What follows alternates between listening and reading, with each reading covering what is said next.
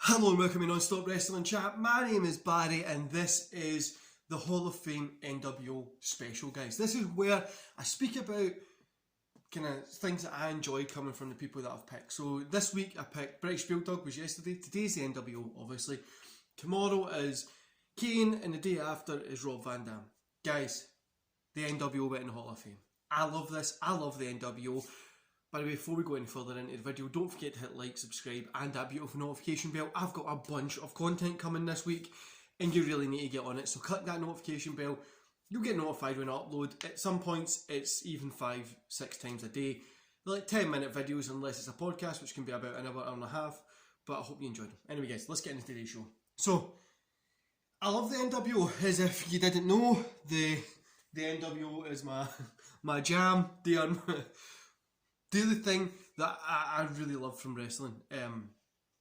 I don't think I would ever change that in any way.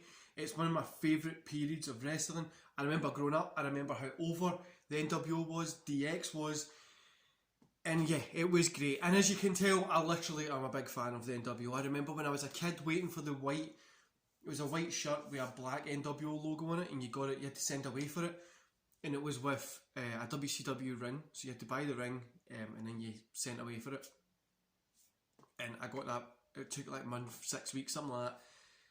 I remember getting it and just being over the moon with it. Like I wore it till there was holes in it, it was all dirty and stuff. I had to wear it like night time and things like that, and it was just like holes were forming and shit till my mum said it got lost, but she threw it out obviously. But yeah, you could argue that these guys are one of the most important teams ever in professional wrestling history. Now, if you're a wrestling fan, you can sit and say, oh, the Bullet Club this, or Four Horsemen this, but these guys made wrestling mainstream, didn't they? They really did. They made it, they took it from where it was to where it went to. And it's so true. Like, I think these guys are great. I love the NWO. I love even the Wolfpack NWO, the WWE version of it. The NWO 2000, I love all of that kind of stuff. Is the Wolfpack version, because whoever watches this knows I'm a big Sting mark, and when he had the red face paint on, it was different. It was cool. I remember sitting, drawing Sting's face and putting different colours of face paint all on him and stuff like that, and yeah, it was fun. So what we're going to do today is we're going to go through my top 5 moments of the NWO, and then we'll kind of talk about some other things. So number 5, Hogan versus Sting. That build, Sting versus NWO, that kind of build right up to that big match. Obviously the match wasn't the best, but Jesus was that build good. Like literally it was probably one of the greatest builds in wrestling history, and it was just so good. Number 4, Mysterio getting through like a launder into the side of the kind of truck, the production truck at the Disney place, which was fun and just hilarious. Number 3, the NWO spray paints the belt that makes it look so cool. Number 2, Sting joins the Wolfpack. That red face paint that Sting had and stuff like that was just amazing, honestly. Number 1, you couldn't put this here as number 1, you couldn't not put this here, is the night Hulk Hogan joined the NWO. Knew there was a mystery guy, he came out. One of the greatest moments in wrestling history has to be that moment.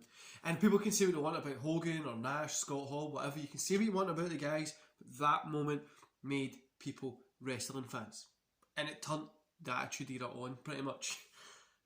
You know, there's so many good moments, there's so many bad moments, like the finger poke of doom as well and stuff like that.